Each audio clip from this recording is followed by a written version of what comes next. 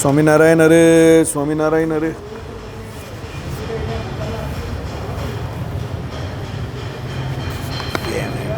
સ્વામિનારાયણ હરે સ્વામિનારાયણ હરે. સત્સંગી જીવન પ્રકરણ 5 અધ્યાય 68. તારીખ આજે 6 ફેબ્રુઆરી 2025. ભગવાન પોતે અંતર્ધાન લીલા કરવાના છે, એટલે પહેલાં જે કંઈ ભગવાને કાર્ય કર્યું એ કાર્ય ભગવાન બધા વિચારે છે કે ભાઈ આ કાર્યનો નિર્ધાર કરીને અમે આ લોકને વિશે આવ્યા હતા. એ કાર્ય બધા પૂરા થયા છે, એટલે હવે આ લોક છોડીને અંતર્ધાન લીલા કરવાની છે, એટલે એ ભગવાન કરતા હતા. એ કાલે આપણે જોયું અંતર્ધાન લીલા માટેની તૈયારીઓ, જેમાં આપણે ગઈકાલે જોયું કે ભાઈ ભગવાને શું કર્યું. તો નન નારાયણ આદિ મરચા મૂર્તિઓની સ્થાપન કરી છે. નન નારાયણ આદિકના સ્વરૂપ મારાથી ભિન્ન નથી, એ વાત કરી. એ આપણે કાલે જોયું. મેં પ્રવર્તાવેલા ભક્તિ માર્ગની અભિવૃદ્ધિ માટે ધર્મવંશી દ્વિજવરોમાં આચાર્ય પદ સ્થાપન કર્યું છે. અનંતર પારમ એકાંતિક ધર્મદીક્ષા રીતિ એટલે 5 રાત્ર પ્રદર્શિત પ્રવર્તાવી છે. પંચરાત્ર શાસ્ત્રમાં જે આપણી જે દીક્ષા વિધિ જે છે ને, તે પંચરાત્ર શાસ્ત્રમાં જે પ્રમાણે કહી છે એ પ્રમાણેની છે. અને પંચરાત્ર શાસ્ત્રમાં જ આ પ્રમાણે ધર્મદીક્ષાની વાત કરેલી છે. અને ધર્મવંશીય જે આપણા આચાર્ય મહારાજ જે છે તે ગ્રહસ્થ હોવા છતાં પણ એમ કહે કે ત્યાગી અને ગૃહી બંનેના આચાર્ય પદ માટે એટલે ગુરુ તરીકે એમની નિમણૂક શ્રીજી મહારાજે જાતે કરેલી છે. અને એ સત્શાસ્ત્ર વિરુદ્ધ નથી, એવી પરંપરા પૂર્વે બી હતી. અને પંચરાત્ર શાસ્ત્રમાં 5 રાત્ર શાસ્ત્રમાં જે પ્રમાણે વિધિઓ બતાવેલી છે એ જ પ્રમાણે આપણા સંપ્રદાયમાં દીક્ષા વિધિ છે. એટલે ભગવાને કંઈ નવું નહીં કર્યું. ઘણા લોકો કહે ને ભાઈ તમે તમારા સંપ્રદાયમાં જે આચાર્ય હોય છે તે ગ્રહસ્થ હોય છે અને ત્યાગીના ગુરુએ કેવી રીતે કહેવાય? તો એ રીત જે છે તે અનાદિ છે, જૂના સમયથી ચાલતી આવે છે. બરાબર? ચાલો. આશ્રિત જનોમાં સદા 4 સદ્ધર્મની પ્રવૃત્તિ માટે 4 સદ્ધર્મ કયા? ધર્મ, અર્થ, કામ અને મોક્ષ. બરાબર? એની પ્રવૃત્તિ માટે સમસ્ત સત્શાસ્ત્રોના સારરૂપ શિક્ષાપત્રી મેં ભૂમિમાં પ્રવર્તાવી છે. ભગવાને લખેલું છે આ શિક્ષાપત્રી પ્રમાણે જે વર્ષે તે તો ધર્મ, અર્થ, કામ અને મોક્ષ એ 4 પુરુષાર્થની સિદ્ધિને નિશ્ચય પામશે. બરાબર? નૈષ્ટિક વર્ણની ધર્મો, સાધુ ધર્મો, ગ્રહસ્થ ધર્મો, સ્ત્રી ધર્મો અને તે થકી ઇતરોના ધર્મો રૂઢી રીતે મેં નિરૂપણ કર્યા છે. આ બધાના જે ધર્મો છે એના ધર્મોની વાત ભગવાને શિક્ષાપત્રીમાં તો કરી જ છે. અને સત્સંગી જીવનમાં પાછા વિષય વસ્તુ અને કથાનક જે પ્રમાણે હોય એ પ્રમાણે પ્રસંગોપાત ભગવાને ચતુર્થ પ્રકરણમાં અને અમુક પંચમ પ્રકરણમાં પણ વાત કરેલી છે આ બધાના ધર્મોની. અને બહુ વિસ્તારથી એનું વર્ણન કરેલું છે. શિક્ષાપત્રીમાં જે વર્ણન છે, અર્થદીપિકામાં એનું થોડું વિસ્તૃત છે, પણ સત્સંગી જીવનમાં જે વર્ણન જે છે તે એકદમ ફૂલ એન્ડ ફાઇનલ વર્ણન છે. બરાબર? ચાલો. એકાદશી આદિ વ્રતો અને જન્માષ્ટમી આદિ ઉત્સવોનો સમગ્ર વિધિ વ્યક્તપણે મેં નિરૂપણ કર્યો છે. અષ્ટાંગ યોગનો સમગ્ર પણ પ્રકાર સારી રીતે નિરૂપણ કર્યો છે. આ બધું એકાદશી આદિ વ્રત કેવી રીતે કરવાના એ બધી વાત તૃતીય પ્રકરણને વિશે ભગવાને સત્સંગી જીવનમાં જ કરી છે. પછી જન્માષ્ટમી આદિ ઉત્સવ, તેમાં નિર્ણય જન્માષ્ટમીનો કેવી રીતે લેવો. વૈષ્ણવ સંપ્રદાયમાં જે વલ્લભાચાર્યના પુત્ર વિઠ્ઠલનાથજીએ કહી જે સેવા રીતિ અને વ્રત ઉત્સવના નિર્ણય એ કેવી રીતે વ્રતનો નિયમ જે છે તે પાલન કરવું, અને એમાં તિથિ જે છે તે કેવી રીતે ગ્રહણ કરવી, કયા દિવસે વ્રત કરવું, એનો નિર્ણય જે છે તે કેવી રીતે થાય એ પણ ભગવાને સત્સંગી જીવન ગ્રંથની અંદર બતાવી દીધું છે.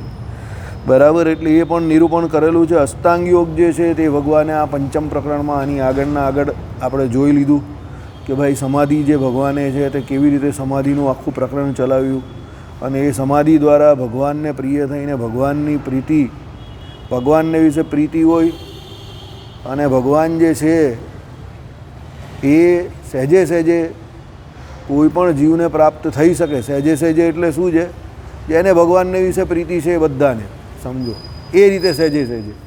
તો એ પ્રકારે ભગવાને સીધા યોગની વાત કરેલી છે અને સમાધિ પ્રકરણની વાત કરેલી છે.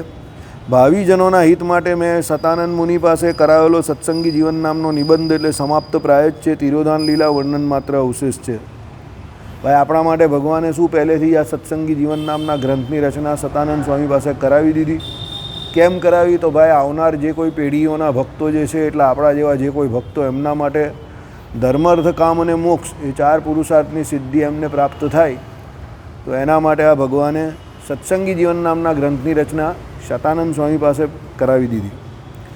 એ રીતે લોકહિતાર્થે મારે જે કંઈ કરવું જોઈએ તે સંપૂર્ણ કરી દીધું છે, સમજો. એટલે ભગવાને શું અહીંયા જે કામ માટે આવેલા તે ભગવાને બધું કામ પૂરું કર્યું અને અવતરણ કૃત્યમાં કાંઈ પણ બાકી રહ્યું નથી. તો હવે પછી હું હમણાં જ આ ભૂમિ થકી મારા અસાધારણ અક્ષર નામના ધામ પ્રતિ જાઉં. ભાઈ હવે અવતારનું પ્રયોજન જે હતું તે પૂરું થઈ ગયું, એટલે હવે કરવાનું કંઈ બાકી રહેતું નથી. તો હવે આપણે પોતાના ધામમાં જઈએ એમ કરીને ભગવાને વિચાર કર્યો. પરંતુ હમણાં જ જો મારા ચરણ કમળના જ એક દ્રઢ આશ્રયવાળા અને મારે વિશે નિરતિશય પ્રીતિવાળા માટે જ મારો વિયોગ ક્ષણ પણ સહન કરવા સર્વથા અસમર્થ એવા આ સર્વ ભક્તજનોને પ્રિય વચન આશ્વાસન આદિક વડે ધૈર્ય ધારણ કર્યા વિના ધામ પ્રતિ જાઉં તો તત્ક્ષણ જ તેમના જીવિતનો વિયોગ થઈ જાય. ત્યાં ભક્તો પાસે ભૂમિમાં મેં પ્રવર્તાવેલો ધર્મ ભક્તિ માર્ગ સંરક્ષણ કરાવવો છે અને પ્રવૃત્તિ પમાડવો છે, જેથી લોકોનું શ્રેય થાય. તો મારો વિરહ સહન કરવા સર્વથા અસમર્થ તેઓની શાંતિનો કોઈ ઉપાય કરીને જ મારા પરમધામ પ્રતિ જાઉં. હે નૃપ, આવો વિચાર કરીને ભગવાન શ્રી નારાયણ મુનિએ મુકુંદાનંદ વર્ણિરાજને મોકલીને ત્યાં વર્તા સર્વ આશ્રિતોને સત્વર બોલાવ્યા. ભગવાન કોઈ પણ કાર્ય કરે છે એની પાછળ બહુ મોટો વિચાર હોય છે. હવે ભગવાને અંતર્ધાન લીલા કરવા માટેનો વિચાર તો કરી નાખ્યો, કેમ કે ભાઈ જે કરવાના હતા તે બધા કામ પૂરા થયા છે. પણ એક બહુ મોટી સમસ્યા છે કે ભગવાન જ્યારે આ અંતર્ધાન લીલા કરે અને આ નરનાટ્ય પૂર્ણ કરીને પોતાના ધામમાં જાય અને ભગવાન પોતાના શરીરનો ત્યાગ કરે અહીંયા, તો અહીંયાના જે હરિભક્તો જે ભગવાનને જોડે જોડાયેલા છે એ બધાને પણ ભગવાનને વિશે વિશેષ પ્રીતિ છે. તો એ લોકોના જીવનનો પણ અંત આવી જાય એવી શક્યતા પૂરેપૂરી છે. હવે જો એ લોકોના જીવનનો પણ અંત આવી જાય તો ભગવાને જે ધર્મજ્ઞાન વૈરાગ્ય સહિત ભક્તિનો પ્રચાર પ્રસાર કર્યો હોય હરિભક્તોમાં, ને હરિભક્તો દ્વારા બીજા જે કોઈ જીવ હોય એને વિશે એ ધર્મજ્ઞાન ભક્તિ વૈરાગ્ય સહિત ભક્તિનો પ્રચાર પ્રસાર થવો જોઈએ. હવે પેલા લોકો પણ બધા જો લીલા ભગવાન પોતે સમાપ્ત કરી દે અને પેલા લોકો પણ ભગવાન જોડે બધાનો દેહપાત થઈ જાય તો પછી તો શું થાય? તો પછી આ જે કામ જે છે તે ભગવાનનું અધૂરું રહી જાય, સમજ્યા? એટલે ભગવાન કહે કે કોઈ પણ હિસાબે આ લોકોને આશ્વાસન આપીને અહીંયા જેમ છે તેમ થાવકા રાખવા છે. એટલે ભગવાને શું કર્યું, મુકુંદાનંદ વર્ણિ જે છે એમને બોલાવ્યા અને બધા આશ્રિતોને એમ કહી સત્વર અત્યારે બોલાવો. તે ભગવાનના બોલાવવાથી રામ પ્રતાપ ઈચ્છારામ ભ્રાતાઓ અને પોતપોતાની માતાઓ સાથે અયોધ્યા પ્રસાદ રઘુવીર પુત્રો અને મુક્તાનંદ ગોપાળાનંદ નિત્યાનંદ શુકાનંદ બ્રહ્માનંદ આનંદાનંદ ભજનાનંદ નિર્ગુણાનંદ આદિક સમસ્ત મુનિવરો તથા દીનાનાથ આદિક ગૃહાશ્રમ નિષ્ઠ વિપ્રો અને સોમસુર ઉત્તમ આદિક ક્ષત્રિયો અને રતનજી મિયાજી ભૃગુજી પ્રમુખ પાર્ષદો શ્રી હરિ સમીપે સત્વર આવી પહોંચ્યા અને જ્યાં રમા લલિતા પ્રમુખ સ્ત્રીવર્ગ સત્વર ત્યાં આવી પહોંચ્યો. બરાબર. એટલે ભગવાને બધા હરિભક્તોને બોલાવી દીધા ત્યાં.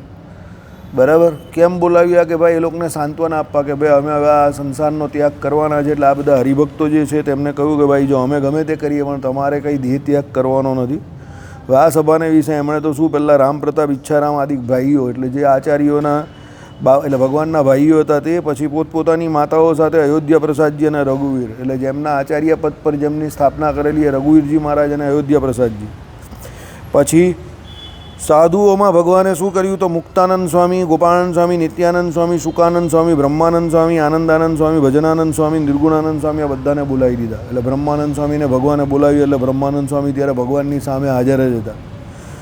બરાબર. પછી એમ કહી કે દીનાનાથ ભટ્ટ આદિક જે કોઈ ગ્રહસ્થ હતા તે બધાને વિપ્રોને બ્રાહ્મણોને બોલાવ્યા. સૂર ઉત્તમ આદિક એટલે સૂરો ખાચર, સોમલા ખાચર, ઉત્તમ એટલે આપણા દાદા ખાચર એ આદિક ક્ષત્રિયો, રતનજી મિયાજી એ આદિક જે ભૃગુજી પ્રમુખ પાર્ષદો જે ભગવાનની સેવામાં થાય બધાને ત્યાં બોલાવ્યા ભગવાન.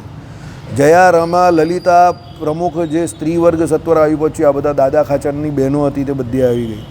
તે સમસ્ત ભક્તો ત્યાં આવીને ભગવાનને પ્રણામ કરીને તેમની સમીપે પોતપોતાને અનુગુણ સ્થાનમાં યથા વિભાગ બેસી ગયા. એટલે બધા પોતપોતાના હિસાબે બેસી ગયા. અનંતર બેસી ગયેલા તેમના પ્રતિ ભગવાન એમ બોલ્યા કે હે ભક્તા, સર્વે તમે ગ્લાની વર્જિત મનથી મારું સત્ય જ વચન સાંભળો. ગ્લાની ન કરતા, દુઃખ નહીં કરતા, પણ મારું વચન જે છે તે સત્ય છે એ સાંભળો. તમે સર્વે મને લોકહિતાર્થે અહીં પૃથ્વી ઉપર પ્રકટતાને પામેલો અને મનુષ્ય લીલાને ધારી રહેલો સર્વેશ્વર નિશ્ચયથી જાણો. મનુષ્ય જન્મ માત્રથી મારે જન્મ જરા મરણાદિક ચક્ર ભ્રમણજન્ય જે ઉપઘાત તે નથી. સ્વતઃ હું અજજ અને અમર્ત્ય જ છું. ભગવાને પોતાના સ્વરૂપનો બોધ આપતા અહીંયા આ વાત કરી છે. પહેલેથી જ કહી દીધું કે ભાઈ તમે પહેલાં ગ્લાનિ ન કરતા, અમે જે કરવાના છે એનાથી, એટલે ભગવાન દેહ છોડવાના છે તો બધાને દુઃખ તો થાય સાહજિક રીતે. ભગવાને કહ્યું કે બહુ દુઃખ ન કરતા, કારણ કે અમે તો પરમાત્મા પુરુષોત્તમ નારાયણ છે. અમારો જન્મ નહીં થતો, અમારું મૃત્યુ પણ નહીં થતું, અમને કોઈ જરા એટલે વૃદ્ધત્વ એવું પણ કંઈ આવતું નથી, એટલે અમારા જીવનમાં છે નહીં. હું અજજ એટલે મારો જન્મ નહીં થતો, અમર્ત્ય એટલે મારું મૃત્યુ એવું કંઈ થતું નથી. જે કાર્ય કરવા મનુષ્યમાં મેં અવતાર ધારણ કર્યો હતો એ સમગ્ર કાર્ય પૂર્ણ થયું છે. આ ધર્મ પ્રતિષ્ઠાપન રૂપ કાર્યમાં કાંઈ પણ અવશેષ મેં રાખ્યું નથી. એટલે ભગવાને કહ્યું કે ધર્મ પ્રતિષ્ઠાપન કરવા માટે જે કંઈ કાર્ય કરવાનું હતું એ મેં આખું પૂરું કરી નાખ્યું. તો પ્રાદુર્ભાવ પ્રયોજન પરિસમાપ્ત કરી રહેલો હું હવે સ્વધામ પ્રતિ જઈશ. ભગવાને કીધું કે હવે મારું પ્રાદુર્ભાવનું જે કાર્ય હતું એ પૂરું થયું, એટલે હું પોતાના ધામમાં જઈશ. તો મારા સ્વરૂપ સ્વભાવને જાણનારા તમારે પ્રાકૃતજનના વિયોગમાં પ્રાકૃતને જ જેમ એમ મારો અનુશોક ન જ કરવો, તે આ મારું વચન તમારે અવશ્ય માનવું. ભાઈ જેમ પ્રાકૃત જન્મમાં કોઈ આ લોકમાં મા બાપ કે કોઈને કોઈ પ્રિયજન હોય કે આ લોક છોડે તો બધા રડે ને, તેમ અમે જેમ આ લોક છોડીએ તો તમે બધા રડતા નહીં, કારણ કે અમે પ્રાકૃત નથી. બરાબર, અમે તો ભગવાન છે. તો ભગવાન તો પોતે પોતાની હિસાબે સ્વતંત્ર રીતે દેહ પકડે અને સ્વતંત્ર રીતે દેહ છોડે. હે રાજન, આવું અકાળમાં સમુદ્ભવેલા વજ્રપાત તુલ્ય ભગવદ્ વચન સાંભળીને તે ભક્તો એકદમ અંતરમાં અતિશય વ્યાકુળ થઈ મેઘ વર્ષણવત નેત્રો થકી અશ્રુધારાને મુક્તા થકા વિલુપ્ત ચેતન થઈ ભૂમિ ઉપર એકદમ પડી ગયા. ભગવાનનું વાક્ય સાંભળ્યું એટલે બધા એકદમ શોકાતુર થઈ ગયા, બધા જમીન પર પડી ગયા, બધાને રડારોડ થઈ ગઈ, એકદમ ચોધાર આંસુએ રડવા માંડ્યા. તેમાં કેટલાક ભક્તો તો મૂર્છાને પામી ગયા, બધાને કેટલાકને મૂર્છા આવી ગઈ.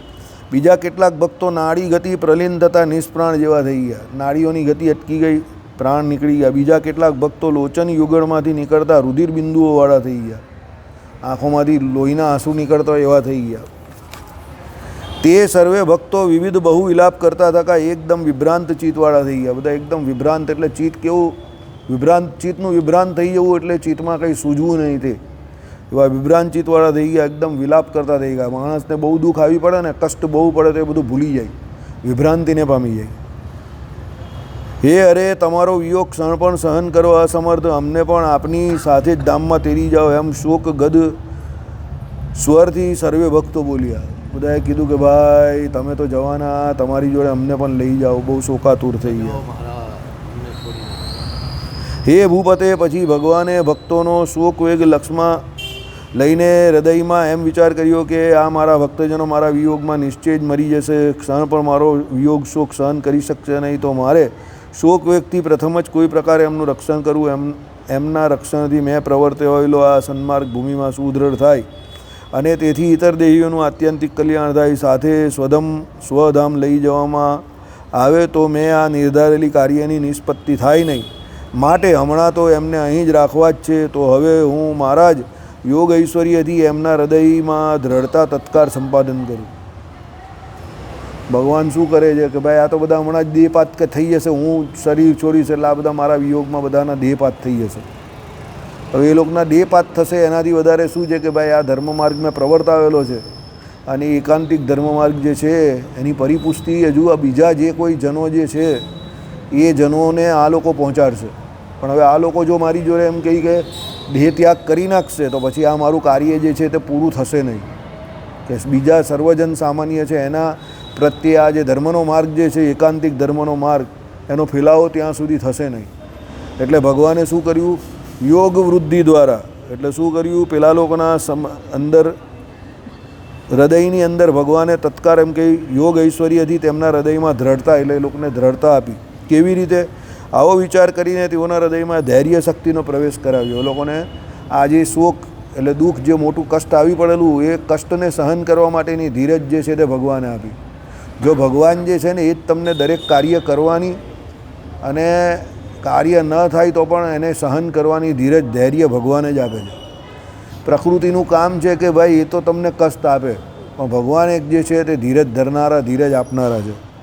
ભગવાને ધૈર્ય શક્તિનો પ્રવેશ કરાવતા તેઓ ધૈર્યને અવલંબીને મૂર્છા ત્યાગ આદિપૂર્વક દેહ સ્મૃતિને પામીને સર્વે બેસી જતા.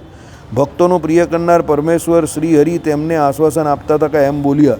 પેલા બધાને ધૈર્ય શક્તિ આપી ભગવાનને, પેલા બધા બેઠા એટલે ભગવાને હવે આ એમને કહ્યું, મારા વિરહના ભયથી તમને સર્વને આ શોક વર્તે છે, આ ચિંતા તમારે કરવી નહીં. હું અહીં જ ભૂતળમાં વૃત્તાલય પૂર્વિશે મેં પ્રતિષ્ઠાપેલી 2 મૂર્તિઓ રૂપે સાક્ષાત વર્તું છું. આ શ્રી વૃંદાવન વિહારી લક્ષ્મીનારાયણ નામના સ્વસ્વરૂપનું ઉપલક્ષણ છે. અને શ્રીનગરમાં હું નરનારાયણ રૂપે વર્તું છું અને તથા અહીં દુર્ગપુરમાં ગોપીનાથ રૂપે સદા વર્તું છું. એમ જ મને જાણો. આ જ ધોલેરા જુનાગઢ આદિકમાં સ્વયં પ્રતિષ્ઠાપેલા મદન મોહન દ્વારિકા આદિ મૂર્તિઓનું ઉપલક્ષણ છે.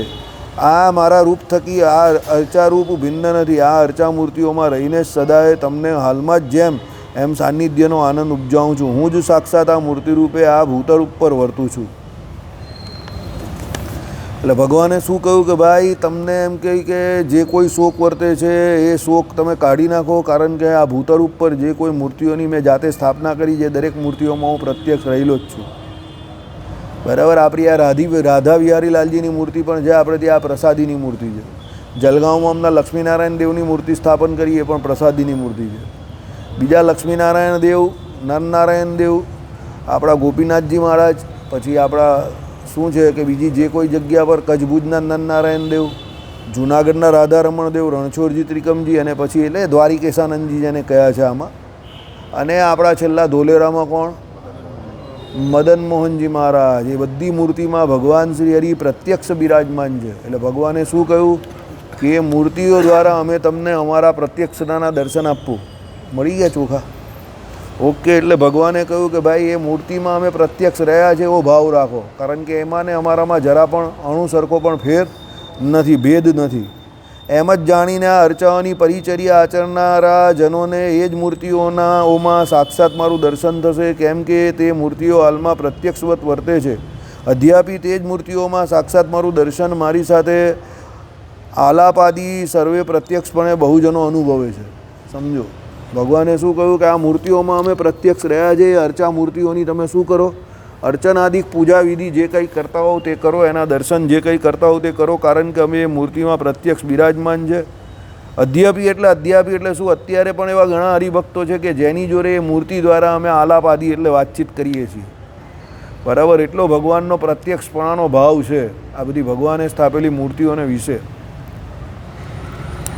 આ મૂર્તિઓનું સેવન જ સાક્ષાત મારું સેવન છે એમ હું નિશ્ચયથી માનું છું. તો તમારે અવશ્ય આ મૂર્તિઓની ભક્તિભાવથી સેવા કરવી. ભગવાનની મૂર્તિઓનું સેવન જે છે એ ભગવાન કે એ જ પ્રત્યક્ષ મારું સેવન છે. એટલે તમારે ભક્તિભાવથી એ મૂર્તિની સેવા કરવી.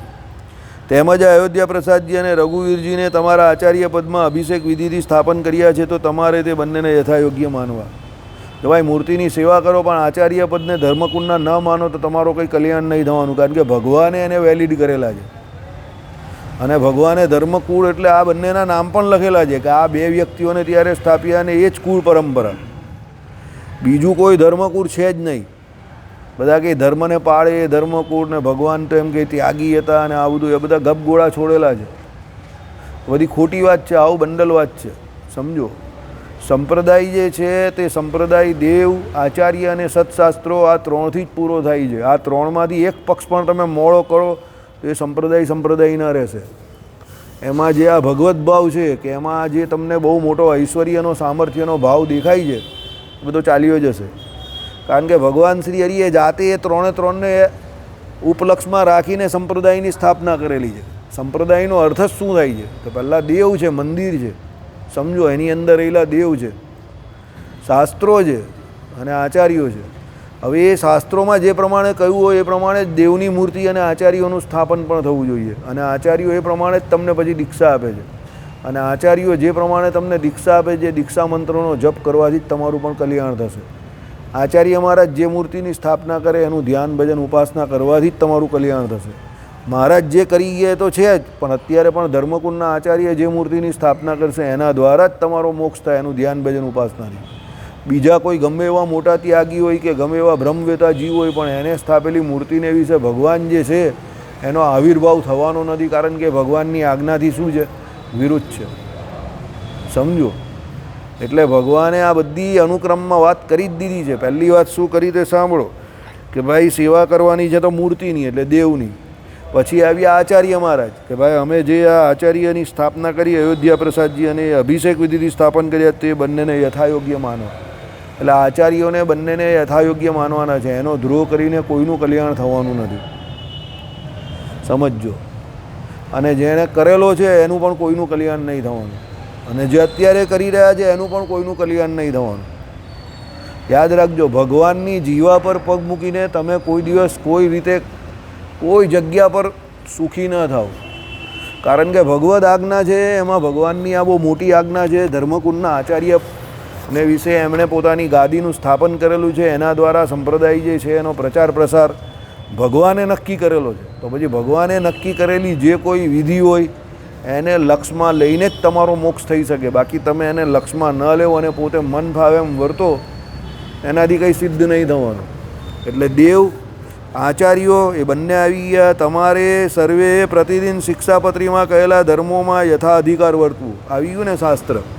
દેવ આચાર્ય અને શાસ્ત્રો એ જ સંપ્રદાય છે, યાદ રાખજો. અને શાસ્ત્રો પ્રમાણે જ દેવ અને આચાર્યોએ પણ રહેવાનું છે. સમજજો. બાકી એ પણ સ્વતંત્ર નથી.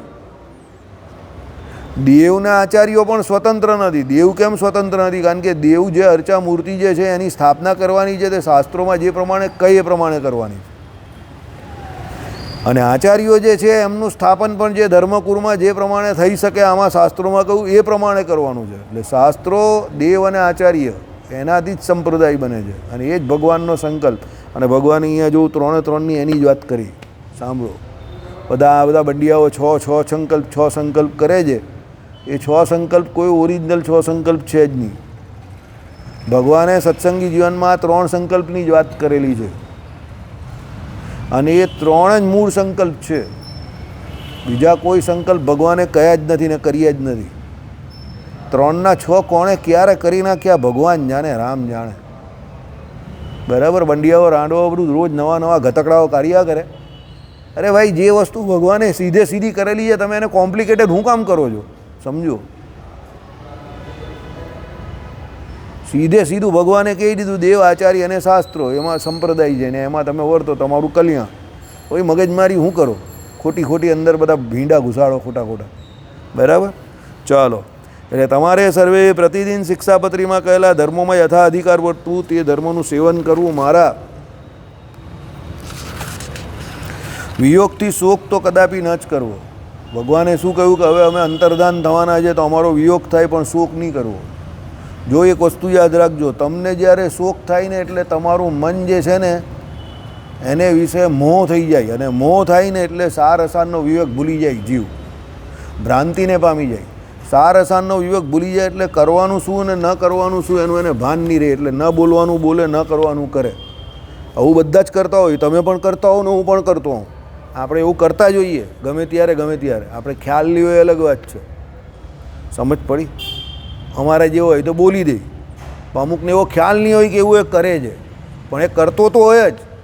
કેમ? કારણ કે આપણે બધા બધો છે. બધો એટલે શું? અહીંયા બંધાયેલા છે, માયાથી બંધાયેલા છે. અને આપણામાંથી કોઈ એવું કહી ન શકે કે હું 100% શિક્ષાપત્રીની બધી આજ્ઞા પાડું છું. હવે તમે આજ્ઞા લોપો એટલે તમે આજ્ઞા લોપો ક્યારે? કે જ્યારે તમને આ લોકના સુખને વિશે મોહ હોય તો તમે ભગવાનની આજ્ઞા લોપો ને. અને તમે જ્યારે આજ્ઞા લોપો ત્યારે તમે મોહમાં છો. કયો મોહ છે? કે હું આ લોકનું સુખ ભોગવી નાખું. અને આ લોકના સુખ માટે તમે ભગવાનની આ આજ્ઞા લોપો છો, જે તમને આ લોકમાં તો સુખી નહીં થવા દેતી, પરલોકમાં પણ સુખી થવા દે નહીં. સમજી જાઓ.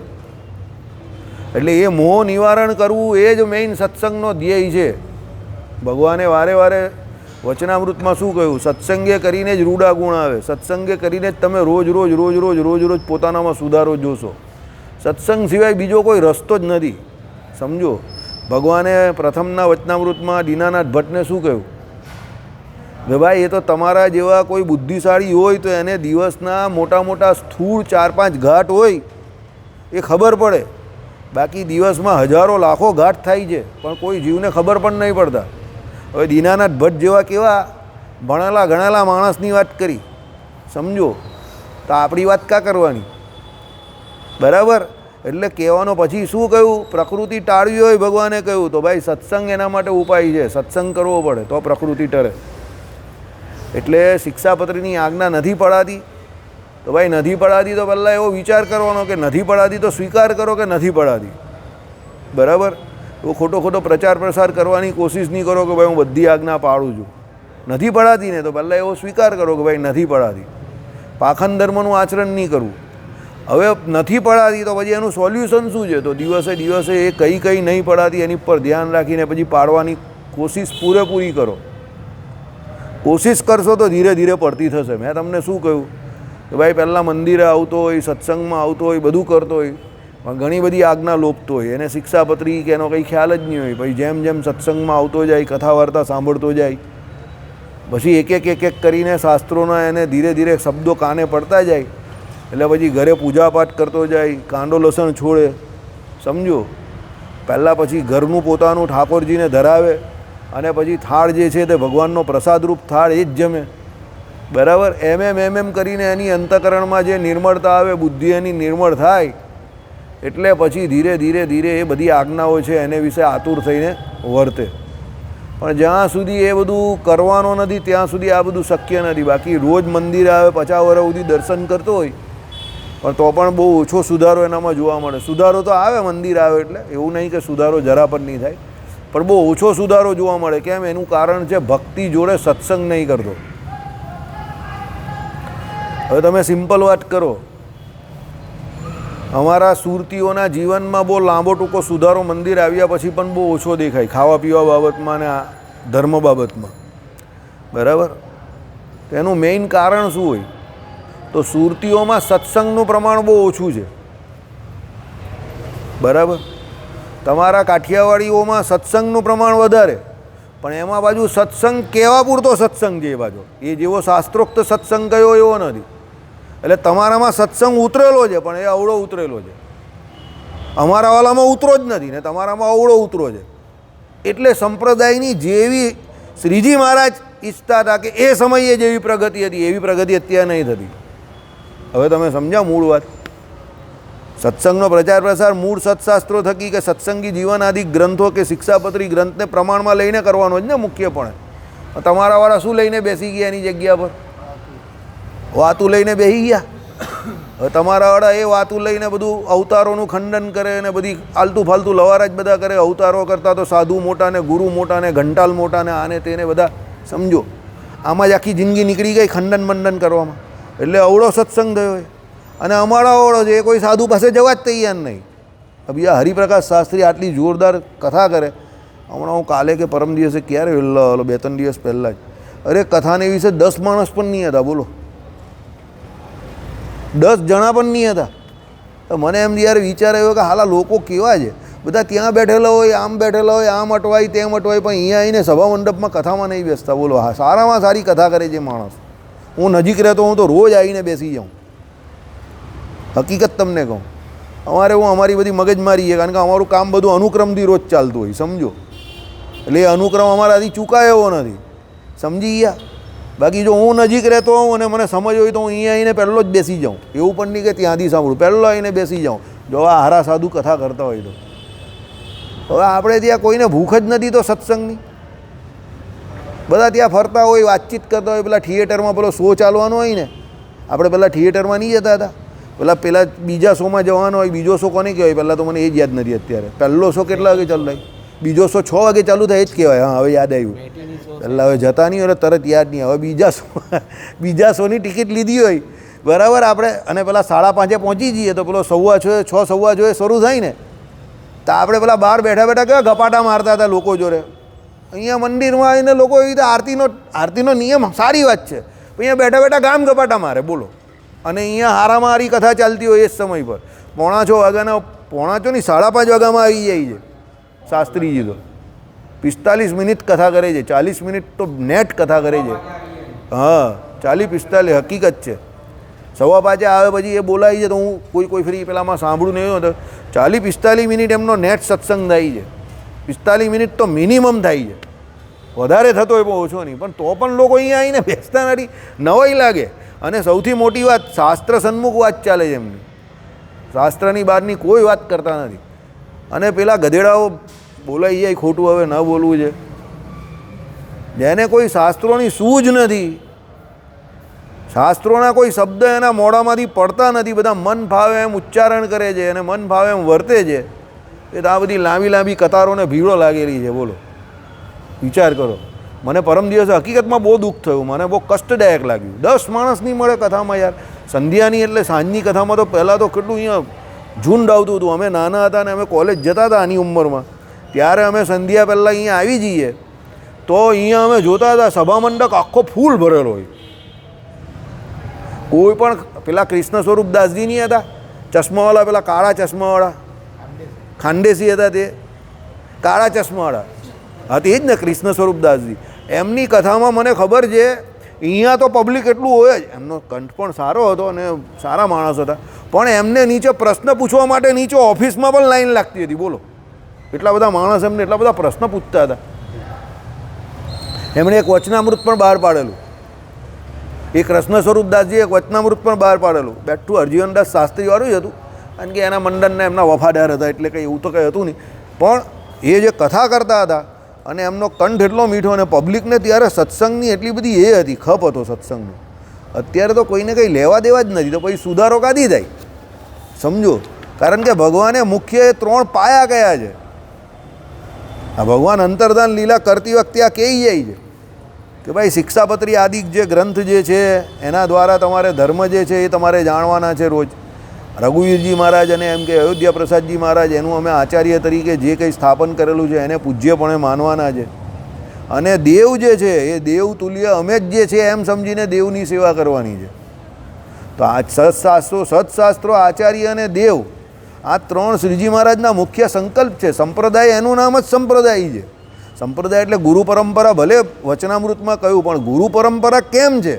તો આ બધાને જાળવી રાખવા માટે છે, સમજો. કારણ કે હવે એક પદ હોય, સમજો, હવે તમને તો હવે બધું જ સમજાવવું પડશે. એક પદ હોય તો એ પદ ઉપર વ્યક્તિ તો જોઈએ ને, નહીં તો પદ તો ખાલી હોય. હવે તમે દાખલા તરીકે સરકારી કર્મચારીમાં જોવા જાઓ તો ભાઈ પેલા એ પદ મૂકેલું હોય કે ભાઈ અહીંયા ક્લાર્ક, હવે ક્લાર્કની ભરતી જ નહીં થાય તો ત્યાં ક્લાર્ક તરીકે કોઈ બેઠેલું જ નહીં હોય, લખેલું હોય ખરું ક્લાર્ક. બોલો, માણસ જાય તો રોજ ધક્કા ખાઈને પાછો આવે, ભાઈ ક્લાર્ક તો છે જ નહીં, ભરતી નહીં થઈ હજુ. તો પદ પર, જગ્યા પર માણસ તો જોઈએ ને. એમ શ્રીજી મહારાજે શું કરેલું છે, બધા પદ જે છે તેની જગ્યા પર યોગ્ય માણસની વરણી કરીને એમને પહેલેથી બેસાડી દીધા છે. તે કોના માટે બેસાડેલા છે? આપણા માટે બેસાડેલા છે, સમજો, બરાબર. એટલે એની બહાર જઈને કે ભગવાનની મર્યાદાની બહાર જઈને કોઈ ગમે એટલો હોશિયાર હશે, કોઈ શબ્દો જોડે ગમે એટલી ઉથલ પાથલ કરી શકતું હશે કે ધર્મકુળનો અર્થ આમ થાય કે તેમ થાય કે ફલાણું થાય કે ઢીમકું થાય, કે ભગવાન તો એમ કહે કે ગ્રહસ્થ હતા નહીં અને ત્યાગી હતા ને એ કેમ ગ્રહસ્થ અને આચાર્ય બનાવવાના, આવા બધા લવારા કોઈ ગમે એટલા કરે, પણ ભગવાનની વાણી ઉપર પગ મૂકીને કોઈ પોતાનો કે બીજાનો મોક્ષ કરી શકવાનો નથી અને કરાવી પણ શકવાનો નથી. આ વાક્ય યાદ રાખજો, કારણ કે આ બધા શ્રીજી મહારાજના સ્ટેમ્પિંગવાળી વાત છે. આ ભગવાને ફાઇનલ શબ્દો કહેલા છે એ સત્સંગી જીવનમાં કરેલા છે. શું કહ્યું આના આગલા અધ્યાયમાં જ ભગવાને? કે ભાઈ એક એક પાના જે છે તે ભગવાને ચેક કરેલા છે, એક એક અધ્યાય જે છે તે સત્સંગી જીવનના પોતે ચેક કરેલા છે અને નન સંતો પાસે ચેક કરાવેલા છે પાછા સામે બેસાડીને. એટલે કોઈ એમ કહે કે સત્સંગી જીવન ગ્રંથ ભગવાનની હયાતીમાં નથી બન્યો તો એ વાત હાવ ખોટી છે. ભગવાનની હયાતીમાં બનેલો ગ્રંથ છે આખો ગ્રંથ, અને ભગવાને એક એક અધ્યાય એના ચેક કરેલા છે, એક એક પ્રકરણ એના ચેક કરેલા છે, અને નન સંતો જે છે એમણે પણ કરેલા છે. સમજજો. તો ભગવાનની આજ્ઞાની વિરુદ્ધ જઈને કોઈ એમ વિચારે કે ભાઈ મારો મોક્ષ થઈ જશે, કે મારું કલ્યાણ થઈ જશે, કે હું બહુ મોટો ત્યાગી છું, કે હું બહુ મોટો ગ્રહસ્થ એકાંતિક ભક્ત છું, આ મોટા મોટા સાધુનું સેવન કરું છું, આવી રીતે સર્વોપરી સ્વામિનારાયણ ભગવાનને ભજું છું તો મારું કલ્યાણ થઈ જશે, તો એ મોટી ભૂલ છે. એની બહુ ભૂલ ભરેલી ખામી છે. એનો ત્યાગ એણે કરવો પડશે ગમે ત્યારે. એ વિવેક બુદ્ધિ એનામાં હશે તો થશે, નહીં બાકી અકડી કરવા ગયો તો ગયો કામથી. સમજી ગયા? એટલે ભગવાને અહીંયા આ જ કહ્યું છે. ચાલો, મારો વિયોગ નહીં સહન થતા આત્મઘાત માટે ઉપવાસ આદિકનો યત્ન મારી પાછળ ન જ કરો. પાછા ઘણા ભગવાને ના પાડી કે ભાઈ શરીરનો ત્યાગ ન કરતા, તો ઘણા શું સાક્ષાત આત્મહત્યા ન કરે એમ કે મરે નહીં, પણ શું કરે, ખાવા પીવાનું છોડી દે, ઉપવાસ કરે. તો ઉપવાસ કરે તો પછી તો શરીર પડે જ ને. કલિયુગમાં તો કેવા છે, અન્ન સમા પ્રાણ છે ને. ભગવાને ચોખ્ખી ના પાડી કે એવું કંઈ ઉપવાસ કરીને આત્મઘાત કરવાનો નથી. અહીંયા શાંતિથી જીવવાનું છે, સમજો. बराबर. लोग खामखा कहते हैं कि मरना बहुत मुश्किल है. अगर मुझे कोई पूछे तो मैं कहता हूँ जीना बहुत मुश्किल है, मरना तो बहुत आसान है. और कमज़ोर लोग हमेशा मरने की सोचते हैं, जो मजबूत होते हैं वो जीने की राह दिखाते हैं. समझी गया? भगवान એ જ કહે છે મજબૂત બનો, મારા વગર જીવતા શીખો, મારા વગર મૂર્તિનો દ્રઢ આશરો રાખો. આચાર્ય મહારાજ જે પ્રમાણે કે એ પ્રમાણે વર્તો અને મારી આજ્ઞા જે શાસ્ત્રોમાં કહી છે એને પાળો, તો પણ તમે મારી પાસે આવવાના જ છો. ક્યારે? તમારા જ્યારે આ દેહનો પ્રારબ્ધે કરીને અંત આવશે ત્યારે. બાકી જાતે કોઈએ ડાયા થઈને નિર્ણય લેવાનો નથી કે ભાઈ મને હવે શરીરમાં કંઈ લેવાનું નથી ને વૈરાગ્ય થઈ ગયો, હવે બધા લાગે તો ઉપવાસ કરવા માંડે ને પછી પેલો કંઈ કહે તો ઉપવાસે કરી. એવી રીતે બુદ્ધિથી પણ આત્મઘાત નહીં કરાય, સમજો. આ બધા જૈનો છે એ 45 દિવસ ઉપવાસ રાખે ને શરીર પાત કરી નાખે. ભાઈ સ્વર્ગથી વધારે મોટી કોઈ પ્રાપ્તિ નહીં થતી એમાં. વધારેમાં વધારે સ્વર્ગ, વધારેમાં વધારે. હવે સ્વર્ગલોક કેટલું દૂર છે અહીંયાથી ખબર જ તમને? ત્રીજો માર, અહીંયાથી ત્રીજો માર. આ કયો લોક છે? ભૂલોક છે. એની ઉપર આ અંતરિક્ષ છે તે કયો લોક છે? ભૂવલોક છે. અને અંતરિક્ષની ઉપર શું છે? સ્વર્ગલોક છે. એટલે ત્રીજા માળે જ ગયો જ ખાલી ઉપર. સમજો. 45-50 દિવસ ઉપવાસ કર્યા, તપ કર્યા, દુઃખી થયો, કષ્ટ સહન કર્યું અને શરીર પાત થાય એવું દારૂણ તપ કર્યું, ભગવાનની આજ્ઞાનો લોપ કર્યો, સ્વર્ગલોકમાં ગયો વધુમાં વધુ. અને પછી પુણ્ય જ્યારે ક્ષય થાય એટલે પાછો સ્વર્ગલોકમાંથી જય સ્વામી આઈડિયા આવી ગયો. હા, એના કરતાં શાંતિથી ભગવાનનું ભજન કરે તો ભગવાનના ધામમાં જાય. સમજી ગયા?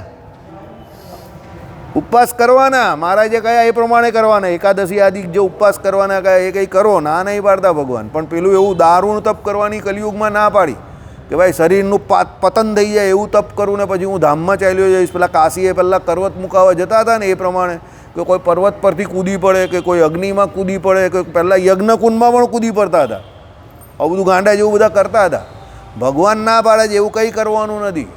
શાંતિથી જીવો, અહીંયા મારું ભજન કરો, બીજાને સત્સંગ કરાવો, પોતે સત્સંગ કરો અને રાજી થઈને આનંદથી જીવો. અને દેહનો પાત થાય તો પછી મારા ધામમાં જ છો ને. સમજ્યા? એટલે એમ કંઈ શરીરને કંટાળીને ત્યાગ કરી દેવો કે છોડી દેવું કે એવો કોઈ વિચાર કરવો નહીં. કારણ કે એ ભગવાનનો કાયદો છે. તમે અહીંયા આ લોકને વિશે જન્મ ધારણ કર્યો, એમાં તમને ભગવાને તમારી ચોઈસ પૂછેલી હતી? તમને કોઈને ખબર હતી કે તમે કયા ઘરમાં આવવાના છે? તમારા મા બાપનું સિલેક્શન, તમારા કુળનું સિલેક્શન, જાતિનું સિલેક્શન, આ બધું તમે કરેલું જ, જાતે કરેલું જ. એ તો તમારા કર્મ પ્રમાણે ભગવાને જ કર્યું ને. કઈ માતાને ત્યાં આવવું, કયા સમયે આવવું, બરાબર? બધા ગ્રહોની ચાલ બાલ જે કંઈ હતી તે તમે નક્કી કરી જાતે. બાકી પેલા રાવણની જેમ મેઘનાથમાં બધું સેટ કરી નાખેલું ને બધા ગ્રહોને ડરાવીને એણે કે બધા ગ્રહો લાઈન બન ઊંચના થઈને બેસી જાઓ. રાવણ એવું કરેલું મેઘનાથના જન્મ વખતે, બરાબર? બધા ગ્રહોને ડરાવીને બેસાડી દીધા. પહેલાં સૂર્યને મેષ રાશિમાં બેસાડી દીધા કારણ કે મેષમાં સૂર્ય ઊંચનો, સમજો, બરાબર? એ જ પ્રમાણે વૃષભ, મિથુન બધી રાશિમાં પોતપોતાના ગ્રહોને સેટ કરી દીધા. પણ શનિ મહારાજ જે હતા ને તો ફટ્ટ દઈને ખસી ગયા છેલ્લી ઘડીએ. શનિ કહે કે હું કોઈનું કહેલું નહીં માનું, સમજો. કારણ કે શનિ મહારાજ કેવા છે? સ્વતંત્ર છે, ન્યાયપ્રિય છે. એ કહે કે બધું જ જો આનું થઈ જશે તો પછી મેઘનાથ મરશે જ નહીં કોઈથી.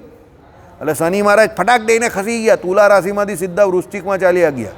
હવે તુલામાં શનિ ઊંચનો થાય પણ વૃશ્ચિકમાં જાય એટલે પાછી મગજમારી વાળો શનિ થઈ જાય, તકલીફવાળો, સમજો. એટલે ફટ્ટ દઈને 8મા સ્થાન પર જ ગયા, 8મું સ્થાન આયુનું. અને ત્યાં જ જઈને શનિ મહારાજ બેસી ગયા. 7મે બેઠેલા તે સીધા 8મે ચાલ્યા ગયા, સમજો. રાવણને ખબર પડી કે ઓ તારી તો ભલી થાય, આ તો શનિ ખસી ગયો. એમ કે આ બાજુ મેઘનાથનો જન્મ થયો ત્યારે શનિ મહારાજ ખસી ગયા એવા ટેકનિકથી ફટાક દઈને, એને પૂછ્યા વગર જ. શનિને બોલાવ્યા અને ત્યાં ધમાલ કરી દીધી ને શનિને એના પગ નીચે દબાય ને બહુ પગ નીચે દબાવ્યા તો પણ શનિની દ્રષ્ટિ શું છે એની ઉપર પડી ગઈ, વક્રી દ્રષ્ટિ. શનિ કહે કે મારી દ્રષ્ટિ પડી ગઈ તારી લંકા ઉપર. અને શનિની જ્યારે પણ દ્રષ્ટિ લંકા ઉપર પડે એટલે સોનાનો ભાવ પહેલો નીચે પડે, યાદ રાખજો. શનિની આ કમાલ છે કે જેવી એની વક્રી દ્રષ્ટિ પડી એટલે લંકામાં સોનાનો ભાવ કેવો પડી ગયેલો, એમ સોનાનો ભાવ પહેલો પડે, યાદ રાખજો. પ્રોપર્ટીનો ભાવ પહેલો તૂટે, ઇકોનોમી પહેલી તૂટે. આ શનિનો નિયમ જ છે. કોઈના જીવનમાં પણ જ્યારે પણ દશા આવે તો પહેલી એની આવક જ તૂટે. આવકનું જે સાધન હોય ને પહેલું, એ સાધનનો નિર્ધાર રહે જ નહીં. એ પછી પહેલાં જે આમ સળંગ આવક આવતી હોય ને એ આમાં આવવા માંડે, પછી ધીરે ધીરે દબાય આખો રીતસર માણસ, પછી ઘરવાળી જોડેના સંબંધ જોડે આમ થાય, બરાબર. એના પગમાં તકલીફ ચાલુ થાય, સમજો, એની આંખમાં તકલીફ ચાલુ થાય. આ બધી શનિની નિશાની છે. અને જો આંખો ચૂકો આડો અવડો ચાલે તો શરીરથી બહુ પાયમાલ થઈ જાય, બરાબર. બહુ વધારે આંખો ચૂકો ચાલે તો એવો થઈ જાય કે પથારીમાંથી ઊભા પણ નહીં થવાય. જય સ્વામિનારાયણ. હોસ્પિટલાઇઝેશન, ખોડ ખાપણવાળો થઈ જાય બધો. તો ભગવાનનો ભક્ત હોય તો બચી જાય. શનિ મહારાજ તમને મનુષ્યને મનુષ્ય સાધુતા આપે છે કે ભાઈ તું મનુષ્ય બનેલો છે તો વ્યવસ્થિત મનુષ્ય તરીકે જીવ. એમ ફાટીને ઈતરાઈ નહીં જવાનું. પેલો ફાટી જાય ને, ઘણા લોકો ફાટી જાય જ ને, દારૂ પીતા થઈ જાય, નોનવેજ ખાતા થઈ જાય, પર સ્ત્રી ગમન કરતા થઈ જાય. શનિ મહારાજ એને જોરદાર લપડાક મારે, ધડાધડ. સમજજો, શનિ મહારાજ ભગવત ભક્તને હેરાન નહીં કરતા. શનિ મહારાજ એવું ઈચ્છે છે કે તમે ભગવત ભક્ત બનો, સમજો. એટલે લોકો એમ કહે કે ભાઈ શનિની દશા આવી, શનિની દશા આવી.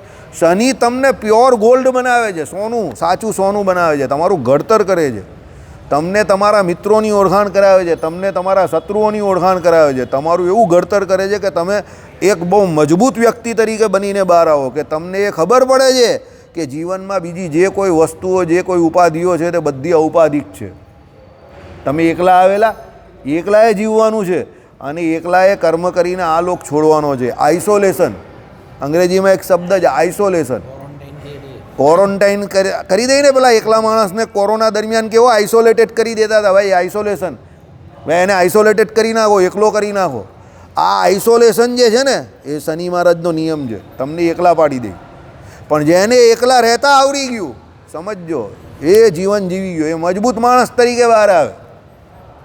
એટલે શનિ કોઈના શત્રુ નથી, પણ જે આળા ચાલતા હોય એને શનિ મહારાજ સીધા કરી દે. એટલે મેઘનાદને શું, રાવણે શું કરેલું, પુરુષાર્થે કરીને સમગ્ર જગતમાં બધું પ્રાપ્ત કરેલું, તાકાતે કરીને, બળે કરીને. પછી એણે શું થયું, અમુક વસ્તુ એવી છે જે પુરુષાર્થથી પણ નથી મળતી, તો એણે શું કર્યું, હું પ્રારબ્ધને મજબૂત કરાવું. તો એ પ્રારબ્ધ કેવી રીતે મજબૂત થાય, તે કે મારો છોકરો આવશે ને એને પ્રારબ્ધથી બળીઓ કરું. તો પ્રારબ્ધથી બળીઓ કેવી રીતે થાય, તો એમ કે એના જન્મ સમયે જે કોઈ ગ્રહોની ચાલ હોય તે બધા ગ્રહોને એક સરખા બેહાડી દઉં. તો એ પ્રારબ્ધનો જ એકદમ બળીઓ થાય તો પછી એને કોઈ હરાવી જ નહીં શકે, કોઈ મારી જ ન શકે. એટલે એણે બધા ગ્રહોને ડરાવી દીધા કે બધા પોતપોતાની ઉચ્ચ પોઝિશન પર કા સ્વરાશિસ્ત બનીને બેસી જાઓ, બરાબર. પણ આ તો ભગવાનની માયા છે ભાઈ, ભગવાન છે. ભગવાન કંઈ કોઈનું બધું ચાલવા દેતા નથી. રાવણ અને રામચંદ્ર ભગવાનની કુંડળીમાં એક જ ફરક હતો, બોલો. બાકી ઘણા બધા એવા ઉચ્ચ યોગ રાવણની કુંડળીમાં પણ હતા અને રામચંદ્ર ભગવાનની કુંડળીમાં હતા. અને રામચંદ્ર ભગવાનમાં તો હોય જ, પણ રાવણની કુંડળીમાં એ દેખાતા હતા. બ્રાહ્મણના ઘરે જન્મ, બરાબર. વેદોનું એમ કહે કે શું કરનારો, સંગીત તકી એમ કહે કે એને ગાનારો, શિવમંગલ સ્તોત્ર જે છે એને સંગીતમાં રચનારો, સંગીતનો આટલો જોરદાર પારંગત વ્યક્તિ. કૈલાસ પર બેઠેલા શંકર ભગવાનને હલાવવા ગયો અને એને હલાવી નાખેલા, પણ પછી શંકર ભગવાને અંગૂઠાથી એને દબાવી દીધો, સમજો. એના બધા કાર્ય તમે જોવું તો મજબૂત કુંડળીવાળો માણસ હતો, એવું નહીં. પણ એની કુંડળીમાં શનિ જોડે ચંદ્રમાં બેસી ગયેલા, 20 યોગ થઈ ગયેલો. એટલે એની બુદ્ધિ જે હતી ને તે બુદ્ધિ કેવી હતી, 20વાળી બુદ્ધિ થઈ ગઈ, ઝેર ઉગળે એવી. એટલે રામ અને રાવણમાં આ ફેર પડ્યો. એટલે એણે એનું જે કહેવાય ને આપણે શું કહેવાય, એના વિનાશને આમંત્રણ એને જાતે આપ્યું. બાકી રામચંદ્ર ભગવાને એને કેટલા બધા ચાન્સ આપેલા કે હજુ પણ માની જા, હજુ પણ માની જા, હજુ પણ માની જા, પણ એ માને થોડો. માને તો એ રાવણ ને દુર્યોધન થોડા કહેવાય, સમજો તમે. અત્યારનો જે લોકો છે અત્યારે તે રાવણ ને દુર્યોધન જેવા થઈ ગયા છે. માને એવા નથી, જાતે જાણી જોઈને એના વિનાશને નોતરે, પછી એ વિનાશ તો થાય જ. બરાબર. ચાલો.